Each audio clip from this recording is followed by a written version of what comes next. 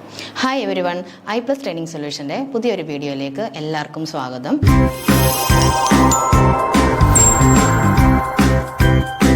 നമ്മുടെ നെക്സ്റ്റ് വരാനിരിക്കുന്ന set exam ഇനി ജനുവരിയിലാണല്ലേ. അതിന് അപ്രോക്സിമേറ്റ്ലി 60 ഡേയ്സും കൂടെ ബാക്കിയുള്ളൂ. അതായത് 2 മന്ത്സ്, ഏകദേശം 2 മന്ത്സ് മാത്രമേ ബാക്കിയുള്ളൂ. ഈ 2 മന്ത്സ് കൊണ്ട് അഥവാ അല്ലെങ്കിൽ 60 ഡേയ്സിനുള്ളിൽ എങ്ങനെ നന്നായി പ്രിപ്പയർ ചെയ്ത് നമ്മുടെ സെറ്റ് മാത്തമാറ്റിക്സ് എക്സാം ക്രാക്ക് ചെയ്യാമെന്നുള്ള ഒരു വീഡിയോയിൽ അതിൻ്റെ സൊല്യൂഷനായിട്ടാണ് നമ്മൾ വന്നിരിക്കുന്നത്.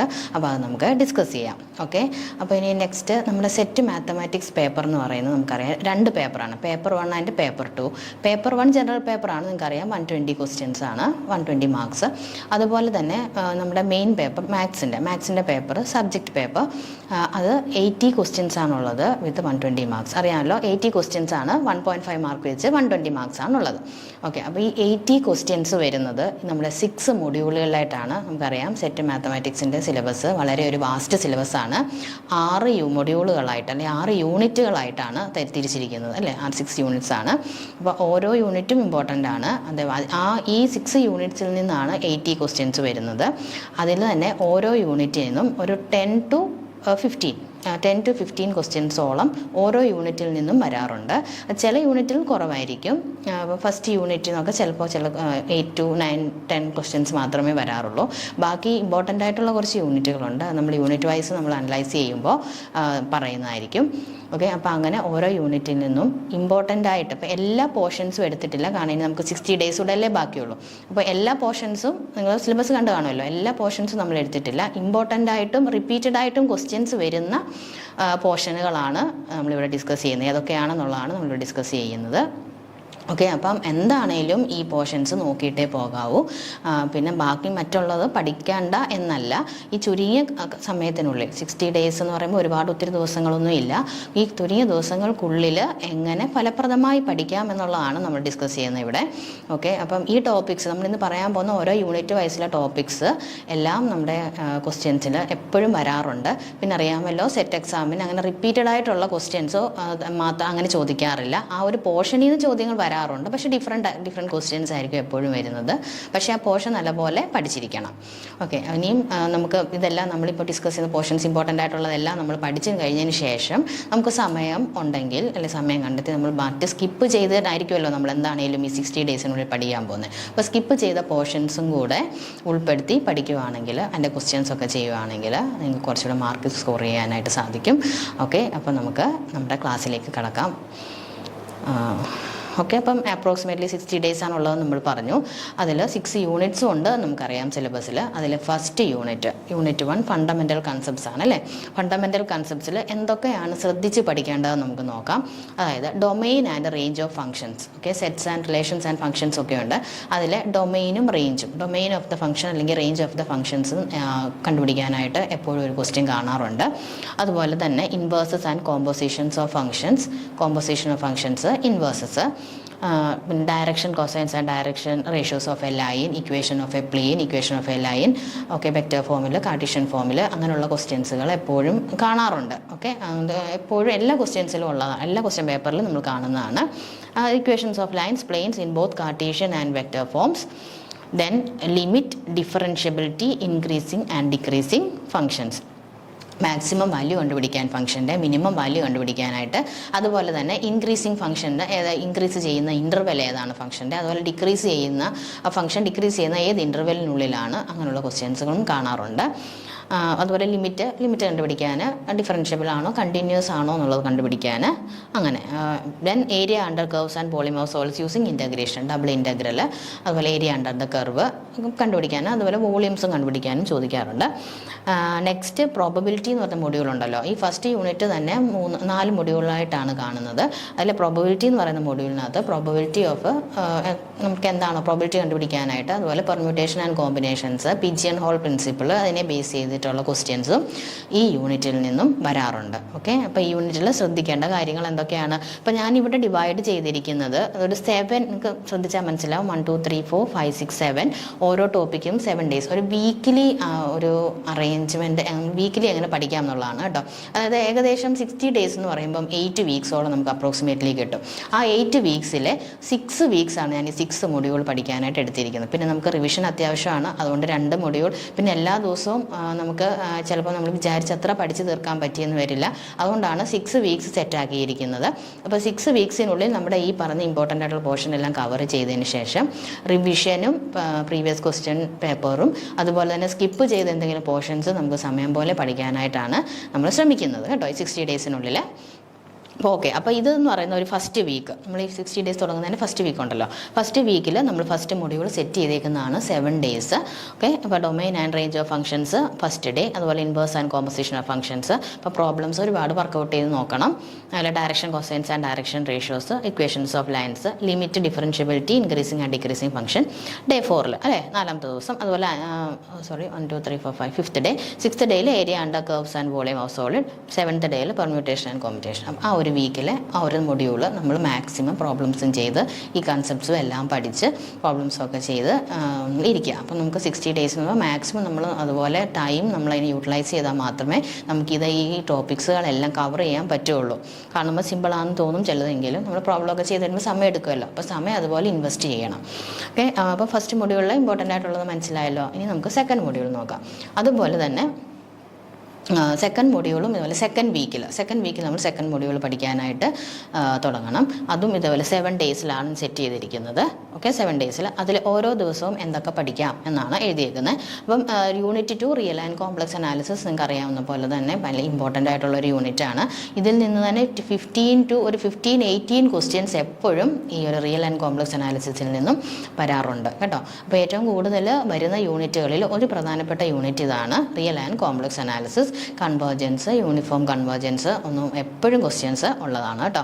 Okay, convergence and limit of sequence and series of real numbers, സീക്വൻസും സീരീസ് റിയൽ നമ്പേഴ്സിൻ്റെ കൺവേർജൻസും അതുപോലെ തന്നെ അതിൻ്റെ ലിമിറ്റും, സീക്വൻസിൻ്റെ ഒക്കെ ലിമിറ്റും അത് കൺവേർജൻ്റ് ആണോ ഡൈവേർജൻ്റ് ആണോ എന്നുള്ള ചെക്ക് ചെയ്യാനുള്ള ക്വസ്റ്റ്യൻസ്. പിന്നെ പോയിന്റ് വൈസ് കൺവേർജൻസ് ആണോ യൂണിഫോം കൺവേർജൻസ് ആണോ എന്ന് ചെക്ക് ചെയ്യാനായിട്ടുള്ളത്.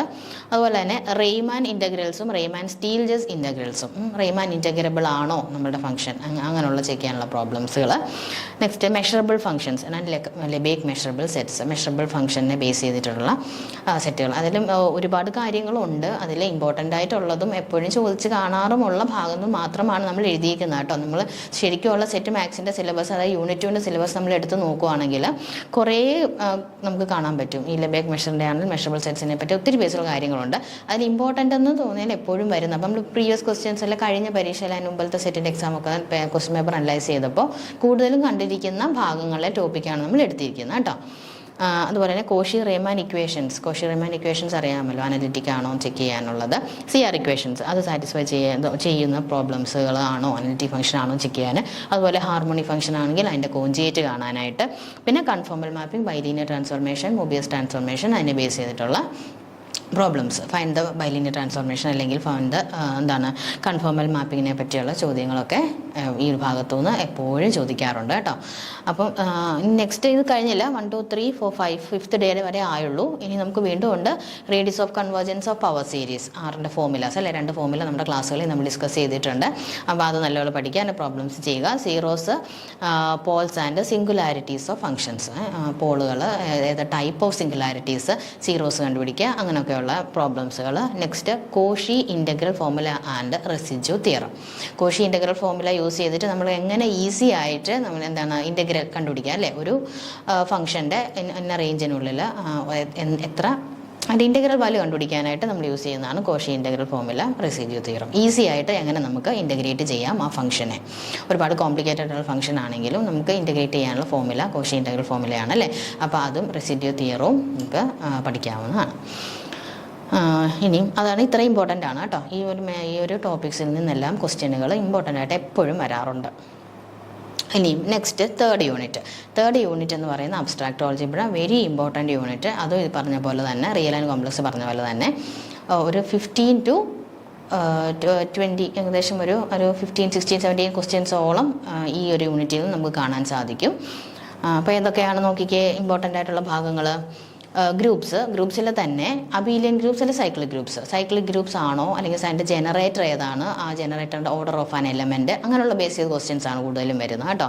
അതുപോലെ ലഗ്രാഞ്ചസ് തിയറം നമുക്കറിയാം, ഓർഡർ ഓഫ് ആൻ എലമെൻറ്റ് കണ്ടുപിടിക്കാൻ. അതുപോലെ സൈലോസ് തിയറം, 3 സൈലോ തിയറം ഇല്ലേ, സൈലോസ് പി തിയറം, അങ്ങനത്തെ ആ തിയറമുകളെല്ലാം. ഇനിയും പിന്നെ ring of integers and ring of polynomials. Integers പിന്നെ അത് ഗ്രൂപ്പ് കഴിഞ്ഞാൽ പിന്നെ നെക്സ്റ്റ് എന്താണ്, റിംഗ് ആണ്. ഇൻറ്റിജേഴ്സിൻ്റെ ring of integers and ring of polynomials, റിങ്ങിൻ്റെ കുറേ പ്രോപ്പർട്ടീസുകൾ. അതുപോലെ quotient ring, homomorphism and isomorphism, integral ഡൊമൈനിലൂടെ പഠിച്ചു കഴിഞ്ഞാൽ പിന്നെ നമുക്ക് നെക്സ്റ്റ് എന്താണ്, ഫീൽഡിലേക്കാണ് പോകേണ്ടത്. ഇമ്പോർട്ടൻ്റ് ആയിട്ടുള്ളത് ഫീൽഡ്, ഫൈനൈറ്റ് ഫീൽഡ്. ഓക്കെ, ഫീൽഡും ഫൈനൈറ്റ് ഫീൽഡ്സും അതൊരു 5th ഡേ വരെയായി. ഇനിയും 6th ഡേയിൽ നമ്മൾ ഓൾജിബ്രൈക്ക് ആൻഡ്, അതായത് 3rd വീക്കിലെ കാര്യം കേട്ടോ. നമ്മൾ മൊഡ്യൂൾ 3 പഠിക്കുന്നത് 3rd വീക്കിലാണ്. ഓക്കെ, അപ്പോൾ algebraic and transcendental extensions of field. അപ്പം എക്സ്റ്റൻഷൻസ് ഓഫ് ഫീൽഡ് ഇമ്പോർട്ടൻ്റ് ആണ്, എപ്പോഴും ചോദിക്കുന്നതാണ് എക്സ്റ്റൻഷൻ ഓഫ് ഫീൽഡ്. അതേപോലെ തന്നെ splitting field, degree of extension, അങ്ങനെ പറയുന്ന കാര്യങ്ങളെല്ലാം വളരെ ഇമ്പോർട്ടൻ്റുമാണ്. ഒരുപാട് നല്ല ഹൈ ലെവലിലുള്ള ക്വസ്റ്റ്യൻസുകൾ നമ്മൾ ഇതിൽ നിന്ന് പ്രതീക്ഷിക്കാവുന്നതാണ്. ആ ഒരു ടോപ്പിക്കിൽ നിന്ന് എപ്പോഴും റിപ്പീറ്റഡ് ആയിട്ട് ക്വസ്റ്റ്യൻ ചോദിക്കും. കാരണം ഒരേ ക്വസ്റ്റ്യൻ തന്നെ ചോദിക്കുന്നതെന്നല്ല, ആ ഒരു ഭാഗത്തു നിന്ന് എപ്പോഴും ക്വസ്റ്റ്യൻസ് ഉണ്ടാവും കേട്ടോ. ഇനിയും ഇപ്പോൾ ഈ ഒരു മൊഡ്യൂൾ നമ്മൾ 3rd വീക്കിൽ 3rd മൊഡ്യൂൾ സെറ്റ് ചെയ്ത് പഠിക്കുന്നതോടൊപ്പം തന്നെ അത് നമ്മൾ ഇപ്പം ഈ 7th ഡേ നമ്മൾ ഈ ഒരു ടോപ്പിക്ക് പഠിക്കുന്നു, degree of extension, splitting fields ഒക്കെ പഠിക്കുന്നു. അതിനോടൊപ്പം കഴിഞ്ഞ ദിവസം പഠിച്ചത് ജസ്റ്റ് ഒന്ന് റിവൈസും കൂടെ ചെയ്തിട്ട് വേണം നെക്സ്റ്റ് ടോപ്പിക്കിലേക്ക് വരാൻ, അല്ലെങ്കിൽ പഠിച്ചതെല്ലാം അങ്ങ് പെട്ടെന്ന് മറന്നു പോകും. ഓക്കെ, അപ്പോൾ റിവിഷൻ അത്യാവശ്യമാണ്. നമ്മൾ ഈ പഠിക്കുന്ന കൂട്ടത്തിൽ റിവിഷന് വേണ്ടി നമ്മളൊരു വീക്ക് വെച്ചിട്ടുണ്ട് എങ്കിൽ പോലും ഈ പഠിക്കുന്നതിനോടൊപ്പം തന്നെ റിവൈസ് ചെയ്യേണ്ടത് വളരെ അത്യാവശ്യമാണ്. ഇനി നെക്സ്റ്റ് മൊഡ്യൂൾ നമുക്ക് നോക്കാം. 4th വീക്കിൽ നമ്മൾ 4th മൊഡ്യൂളാണ് പഠിക്കുന്നത്, linear algebra and matrix theory. Okay, next first day നമുക്ക് algebra of matrix, basics algebra മെട്രിക്സിൻ്റെ അഡീഷന് ഒക്കെ ചോദിക്കാറുണ്ട് കേട്ടോ. അങ്ങനെയുള്ള സിമ്പിൾ ക്വസ്റ്റ്യൻസും സെറ്റിന് വരാറുണ്ട്. എക്സിൻ്റെ വൈയുടെ വാല്യൂ കണ്ടുപിടിക്കാൻ, ആഡ് ചെയ്തിട്ടൊക്കെ ഉള്ള വാല്യൂസ് കണ്ടുപിടിക്കാനൊക്കെ ചോദിക്കാറുണ്ട്. ഡിറ്റർമിനൻസിനെ ബേസ് ചെയ്തിട്ടുള്ളത്. അതുപോലെ echelon matrix, rank of A matrix കാണാനുള്ള പ്രോബ്ലം മിക്കപ്പോഴും ചോദിക്കുന്നതാണ്.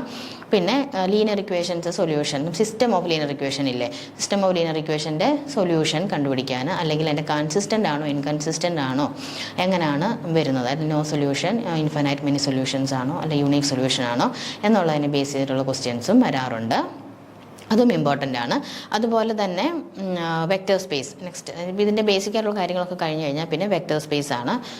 ലീനിയർ ഇൻഡിപെൻഡൻസ്, ഡിപ്പെൻഡൻ്റ് ആണോ വെക്റ്റേഴ്സ്, പിന്നെ ഇൻഡിപെൻഡൻ്റ് ആണോ സെറ്റ് ഓഫ് വെക്റ്റേഴ്സ്, അതിനെ ബേസ് ചെയ്തിട്ടുള്ള ക്വസ്റ്റ്യന്. അതുപോലെ പിന്നെ ബേസിസ്, ഡയമെൻഷന്, സബ് സ്പേസ്, പിന്നെ റാങ്ക്, നള്ളിറ്റി തിയറം ഒക്കെ അല്ലേ, റാങ്കും നൾ സ്പേസും ഡയമെൻഷനെ ബേസ് ചെയ്തിട്ടുള്ള ഇമ്പോർട്ടൻ്റ് ആയിട്ടുള്ളൊരു തിയറം ഉണ്ടല്ലോ.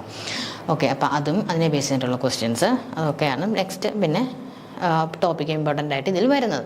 പിന്നെ ഇൻവെർട്ടിബിൾ ട്രാൻസ്ഫോർമേഷൻസ്, നമ്മുടെ ലീനിയർ ട്രാൻസ്ഫോർമേഷനിൽ നിന്നും വരുന്നതാണ് ഇൻവെർട്ടിബിൾ ട്രാൻസ്ഫോർമേഷൻ. പിന്നെ matrix representation of a linear transformation. Next eigenvalues and eigenvectors, എപ്പോഴും ഐഗൻ വാല്യൂസ് ഐഗൻ വെക്ടേഴ്സിനെ ബേസ് ചെയ്തിട്ടൊരു ക്വസ്റ്റ്യൻ ഉണ്ടാവും. Minimal polynomial, characteristic polynomial, Cayley Hamilton theorem and diagonalisation, ഇതെല്ലാം ഇമ്പോർട്ടൻ്റ് ആയിട്ടുള്ള ഭാഗങ്ങളാണ് നമ്മുടെ ലീനിയർ ഓൾജിബ്രയുടെ മെട്രിക്സ് തിയറി. ഓക്കെ, അപ്പോൾ ഇത് നമ്മൾ പഠിക്കുമ്പോൾ തന്നെ ക്വസ്റ്റ്യൻസ് ഇവിടെ നിന്നും ക്വസ്റ്റ്യൻസ് ഒരുപാട് വർക്കൗട്ട് ചെയ്യാനും നമുക്ക് ഉണ്ടാവും. ലെങ്തി ആയിട്ടുള്ള പ്രോബ്ലംസുകൾ വരുന്ന ഭാഗമാണ്. അപ്പോൾ നല്ലപോലെ വർക്കൗട്ട് ചെയ്ത് നോക്കുക കേട്ടോ. ഇപ്പോൾ ഈ 4th ക്വസ്റ്റ്യൻ അതുപോലെ തന്നെ റിവിഷനും കൂടെ കൂട്ടത്തിൽ ഈ വീക്കിൽ തന്നെ പഠിക്കുന്ന ഒപ്പം തന്നെ ചെയ്തു പോവുക. നെക്സ്റ്റ് യൂണിറ്റ് നമ്മുടെ 5th വീക്കിൽ നമ്മൾ പഠിക്കാൻ പോകുന്നത് യൂണിറ്റ് 5 ആണ്. അത് number theory and differential equations. Okay, number theory and differential equations അതിനകത്തുനിന്ന് ഒരു 10-15 ക്വസ്റ്റ്യൻസിനുള്ളിൽ നിൽക്കുന്ന രീതിയിലാണ് വരുന്നത്. ഇപ്പോൾ നമ്പർ തിയറിയിൽ നിന്ന് 1 or 2 ക്വസ്റ്റ്യൻസേ സാധാരണ കാണാറുള്ളൂ. ഓക്കെ, ഇനി കൂടുതൽ ക്വസ്റ്റ്യൻസ് വരുന്നത് നമ്മുടെ ഓർഡിനറി ഡിഫറൻഷ്യൽ ഇക്വേഷൻസും പാർഷ്യൽ ഡിഫറൻഷ്യൽ ഇക്വേഷൻസിൽ നിന്ന് തന്നെയാണ്. നമ്പർ തിയറി നോക്കിയാൽ properties of divisibility, coprime numbers, GCD and LCM of numbers, പിന്നെ ചൈനീസ് റിമൈൻഡർ തിയറം, ഫെർമാറ്റ് സെറ്റൽ തിയറം, വിൽസൺ തിയറം, അതൊക്കെയാണ് നമ്പർ തിയറിയിൽ നിന്ന് ബേസ് ആയിട്ട് വരുന്നത്. പിന്നെ ഡിഫറൻഷ്യൽ ഇക്വേഷൻസിൽ നിന്നും ഓർഡർ ആൻഡ് ഡിഗ്രി, ഒരു ഓർഡർ എന്താണ്, ഒരു ഡിഗ്രി, ഡിഫറൻഷ്യൽ ഇക്വേഷൻ്റെ ഓർഡറും ഡിഗ്രിയും ചോദിക്കുന്ന ഒരു ക്വസ്റ്റ്യൻ എപ്പോഴും കാണാറുണ്ട്. അതുപോലെ ഓർത്തോഗണൽ ട്രജക്ടറീസ്, ഓർത്തോഗണൽ ട്രജക്ടറീസ്, അതുപോലെ existence and uniqueness of solutions of initial value problems of first order ordinary differential equation. First order ordinary differential equations ൻ്റെ എക്സിസ്റ്റൻസ് യുണീക്നെസ്സും അത് സോൾവ് ചെയ്യാനുള്ള മെത്തേഡ്സുകളും. Okay, then solution of the equation of the form P D X plus Q D X plus R D is equal to 0. അപ്പോൾ അങ്ങനെയുള്ള ഇക്വേഷൻസുകളെല്ലാം differential equation നമുക്ക് തന്നിട്ടുണ്ടായിരിക്കും. അത് solve ചെയ്തതിൻ്റെ സൊല്യൂഷൻ. ഓക്കെ, ജനറൽ സൊല്യൂഷൻ ഉണ്ട്, പർട്ടിക്കുലർ സൊല്യൂഷൻ ഉണ്ട്. Okay, അങ്ങനെല്ലാം ഓരോ ടൈപ്പിലത്തെ നമ്മളോട് ചോദിക്കും കേട്ടോ. പിന്നെ പി ഡിയിലോട്ട് വന്നാൽ, അതായത് പാർഷ്യൽ ഡിഫറൻഷ്യൽ ഇക്വേഷനിലോട്ട് വന്നു കഴിഞ്ഞാൽ Charpit's and Jacobi's method, first order P D solve ചെയ്യാനായിട്ട് ചാർപിറ്റ്സ് മെത്തഡും ജാക്കോബിറ്റ്സ് മെത്തഡിൽ നിന്നുള്ള ക്വസ്റ്റ്യൻസുകളും ഉണ്ടാവും. അതുപോലെ classification of higher order P D, general solution of higher order P D with constant coefficients, partial differential equation solve ചെയ്യാനുള്ള മെത്തഡുകൾ ആണ്. പാർഷ്യൽ ഡിഫറൻഷ്യൽ ഇക്വേഷൻസ് സോൾവ് ചെയ്യാനുള്ള പല ടൈപ്പിലുള്ള മെത്തഡുകൾ നമ്മുടെ ക്ലാസ്സിൽ ഡിസ്കസ് ചെയ്തിട്ടുണ്ട്. അപ്പോൾ അതിലെ പല മെത്തഡ്സിൽ നിന്നുള്ള ക്വസ്റ്റ്യൻസും കാണാറുണ്ട് കേട്ടോ. അതുപോലെ wave equation and heat equation and ഇക്വേഷനെ ബേസ് ചെയ്തിട്ടുള്ള ചോദ്യങ്ങളും സിമ്പിളായിട്ടുള്ളത് ചോദിക്കാറുണ്ട്. നെക്സ്റ്റ് മൊഡ്യൂൾ നമ്മൾ സിക്സ്ത് മൊഡ്യൂൾ, നമ്മുടെ സിക്സ്ത് മൊഡ്യൂൾ, സിക്സ്ത് വീക്കിൽ നമ്മൾ പഠിക്കാനുള്ള നമ്മുടെ ലാസ്റ്റ് മൊഡ്യൂളാണ് അല്ലേ. Topology and functional analysis. ടോപ്പോളജിയിൽ നിന്നും ഫംഗ്ഷണൽ അനാലിസിസിന് നല്ലപോലെ ക്വസ്റ്റ്യൻസ് വരാറുണ്ട്. തിയറി ബേസ് ചെയ്തിട്ടുള്ള ക്വസ്റ്റ്യൻസും വരാറുണ്ട്. ചെറിയ ചെറിയ പ്രോബ്ലംസ് ബേസ് ചെയ്തിട്ടുള്ള ക്വസ്റ്റ്യൻസും വരാറുണ്ട്. കൂടുതൽ തിയറിയാണ് കേട്ടോ. Metric spaces, limit points and convergence of sequence, completion of a metric space. Metric സ്പേസിനെ ബേസ് ചെയ്തിട്ട് എന്തെങ്കിലും ഒരു ചോദ്യങ്ങളുണ്ടാവും. പിന്നെ കോമ്പാക്റ്റ് ആണ്, ബൗണ്ടഡ് നെറ്റ്സ്, കണക്റ്റഡ് നെറ്റ്സ് ഒക്കെ ബേസ് ചെയ്തിട്ടുള്ള RNC, റിയൽ നമ്പേഴ്സിൻ്റെയും കോംപ്ലക്സ് നമ്പേഴ്സിൻ്റെ കോമ്പാക്ട്നെസ്, കണക്റ്റഡ്നെസ്സിനെ ബേസ് ചെയ്തിട്ടുള്ള ഒരു ക്വസ്റ്റ്യൻ ഉണ്ടാവും. ഒത്തിരിയും തിയറംസ് പഠിക്കാനുണ്ട് അല്ലേ. നമുക്ക് ഒരുപാട് റിസൾട്ടുകൾ പഠിക്കാനുള്ള ഭാഗമാണ് ടോപ്പോളജിയിൽ ഈ ഭാഗമൊക്കെ. ആ റിസൾട്ടിനെ ബേസ് ചെയ്തിട്ടുള്ള ക്വസ്റ്റ്യൻസുകളും വരാറുണ്ട്. ഇനി next topological space, compactness and connectedness, അതുപോലെ convergence of sequence in a topological space and homeomorphism. ഇത്രയായി കഴിഞ്ഞാൽ പിന്നെ നമുക്ക് ഫംഗ്ഷൻ അനാലിസിസ് ചെയ്യുന്ന നോർമഡ് സ്പേസ് നോക്കിക്കുക എന്തൊക്കെയാണ് വരുന്നത്. നോർമൽ ലീനിയർ സ്പേസിൽ നിന്നുള്ള ക്വസ്റ്റ്യൻ കാണും. ബാനാക് സ്പേസിൽ നിന്നുള്ള പല തിയറംസുകളൊക്കെ പഠിക്കുന്നില്ലേ ഒത്തിരി റിസൾട്ടുകളൊക്കെ, അതിനെ ബേസ് ചെയ്തിട്ടുള്ള ക്വസ്റ്റ്യൻ ഉണ്ട്. Open mapping theorem, inner product space, orthogonality, ഓർത്തോഗോണലാണ് ഓർത്തോനോർമൽ ബേസിസ് ആണോ എന്നൊക്കെ ചെക്ക് ചെയ്യാനുള്ളത്, അതിൻ്റെ ഓർത്തോഗണാലിറ്റി, അതുപോലെ Bessel's inequality and Hilbert spaces. ഇതിനകത്തുനിന്നുള്ള ക്വസ്റ്റ്യൻസുകളും നമുക്ക് സാധാരണ അത് ഒരു 10 to 15 ഇടയിലുള്ള ക്വസ്റ്റ്യൻസുകൾ വരാറുണ്ട് കേട്ടോ. അപ്പം ഇത്രയും യൂണിറ്റ്സുകളാണ് നമുക്ക് ഈ സെറ്റ് എക്സാമിന് ഇമ്പോർട്ടൻ്റ് ആയിട്ട്, ഈ യൂണിറ്റ്സിൽ നിന്നുള്ള ഇത്രയും ടോപ്പിക്സുകളാണ് ഇമ്പോർട്ടൻ്റ് ആയിട്ടും നോക്കിയിട്ട് പോകേണ്ടത്. കുറേ അത്ര ഇമ്പോർട്ടൻ്റ് അല്ലാത്തതും എന്നാൽ ക്വസ്റ്റ്യൻസ് വരും കേട്ടോ. മറ്റ് നമ്മൾ ഇതിനകത്ത് അത്രയും മെൻഷൻ ചെയ്തിട്ടില്ലാത്ത ടോപ്പിക്കിൽ നിന്നും ക്വസ്റ്റ്യനുകൾ വരാറുണ്ട്. കാരണം നമ്മൾ കുറച്ച് സ്കിപ്പ് ചെയ്താണല്ലോ നമ്മൾ പഠിക്കുന്നത്. ഈ 60 days അല്ലേ നമുക്ക് ബാക്കിയുള്ളൂ. അപ്പോൾ കുറച്ച് സ്കിപ്പ് ചെയ്തിട്ടുണ്ടാവും. നിങ്ങൾക്ക് സമയം പോലെ ആ സ്കിപ്പ് ചെയ്ത പോർഷനും കൂടെ ഒന്ന് നോക്കാൻ ശ്രമിക്കുക. അതിനകത്തു നിന്നുള്ള പ്രോബ്ലംസുകളൊക്കെ ചെയ്യാൻ ശ്രമിക്കണം. ഇനി ഈ 6 weeks നമ്മളിത് പറഞ്ഞു കഴിഞ്ഞിട്ട് ബാക്കി നമ്മുടെ 7th 8th വീക്ക് ഉണ്ടല്ലോ നമുക്ക് 60 days കംപ്ലീറ്റ് ആവാനായിട്ട്. അപ്പോൾ ആ 7th വീക്കിൽ നിങ്ങൾ ചെയ്യേണ്ടതാണ് റിവിഷൻ. ഈ പഠിച്ചതെല്ലാം റിവൈസ് ചെയ്യുക. ചെയ്തു വെച്ച പ്രോബ്ലംസുകളെല്ലാം ഒന്നും കൂടെ ചെയ്ത് നോക്കുക, വായിച്ച് നോക്കുക. പുതിയ പ്രോബ്ലംസുകളുണ്ടെങ്കിൽ വർക്കൗട്ട് ചെയ്യാൻ ശ്രമിക്കുക. പിന്നെ നമ്മൾ ചെയ്യേണ്ടത് ഇമ്പോർട്ടൻ്റ് ആയിട്ട് റിവിഷൻ സ്കിപ്പ് ചെയ്യാൻ പാടില്ല. നമ്മൾ എത്ര പഠിച്ചാലും റിവൈസ് ചെയ്തില്ലെങ്കിൽ നമ്മൾ ആ സമയത്ത് ഓർത്തൊന്നും വരില്ല. സോ റിവിഷൻ ഇമ്പോർട്ടൻ്റ് ആണ്. അതിനായിട്ട് നമ്മൾ ഒരു വീക്ക് തന്നെ മാറ്റി വെച്ചിരിക്കുന്നതാണ്. അതുപോലെ തന്നെ പ്രീവിയസ് ഇയർ ക്വസ്റ്റ്യൻ പേപ്പർ സോൾവിങ്ങും വളരെ ഇമ്പോർട്ടൻ്റ് ആണ്. അപ്പോൾ നമ്മൾ പഠിക്കുന്ന കൂട്ടത്തിൽ തന്നെ ഈ പ്രീവിയസ് ഇയർ ക്വസ്റ്റ്യനും റിവിഷനും ഒക്കെ ചെയ്യേണ്ടത് തന്നെയാണ്. ലാസ്റ്റ് മാത്രം ചെയ്യേണ്ട കാര്യമല്ല, അതിൻ്റെ കൂട്ടത്തിൽ ചെയ്യണം. ഒപ്പം അതിനായിട്ടൊരു സമയം കൂടെ ഒരു വീക്കും കൂടെ നമ്മൾ കണ്ടെത്തി കഴിഞ്ഞാൽ നമുക്കത് മാക്സിമം മാർക്ക് സ്കോർ ചെയ്യാനും നമുക്ക് ഈ സെറ്റ് എക്സാം പാസ്സാകാനും പറ്റുന്നതാണ്. ഓക്കെ, അപ്പോൾ ഈ നിങ്ങൾ മാക്സിമം എഫേർട്ട് എടുക്കുക. ഈ 60 daysനുള്ളിൽ കൂടുതൽ ടൈം സ്പെൻഡ് ചെയ്യുക ഇതിനായിട്ട്. ഓക്കെ, അപ്പം ഇത്രയും കാര്യങ്ങളൊക്കെ ശ്രദ്ധിച്ചാൽ നിങ്ങൾക്ക് ഈ പ്രാവശ്യം തന്നെ സെറ്റ് എക്സാം പാസ്സാവുന്നതാണ്. അപ്പോൾ all the best. Thank U.